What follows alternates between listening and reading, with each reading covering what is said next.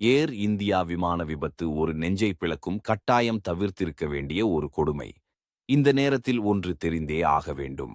கடந்த 2 வருடங்களில் 550 பேரை காவு வாங்கிய 5 விபத்துக்கள் நடந்துள்ளன.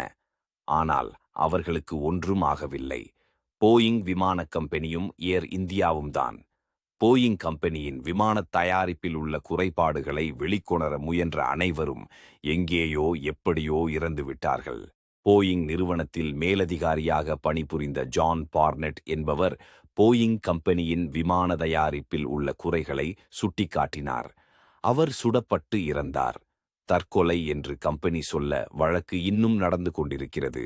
ஜோஷுவா டீன் என்ற போயிங் கம்பெனியின் ஆடிட்டரும் போயிங் கம்பெனியின் விமானங்களில் உள்ள பாதுகாப்பு குறைகளை எடுத்துச் சொன்னார்.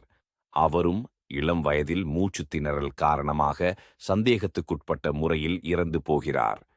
ஏர் இந்தியாவுக்கு இது 2வது பெரிய விமான விபத்து. யார் இந்த விமானங்களை பராமரித்து சர்வீஸ் செய்கிறார்கள்?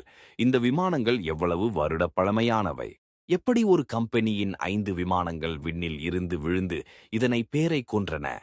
ஆனால் இதுவரை இந்த கம்பெனிகளுக்கு ஒன்றும் ஆகவில்லை.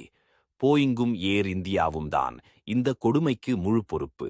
மக்கள் அநியாயமாகச் சாகக்கூடாது. நீங்கள் கொடுக்கும் கோடிகள் 500 உயிர்களில் ஒரு உயிரையாவது மீட்டுத் தருமேயானால் உங்களை மன்னிப்பதை பற்றி யோசிக்கலாம்.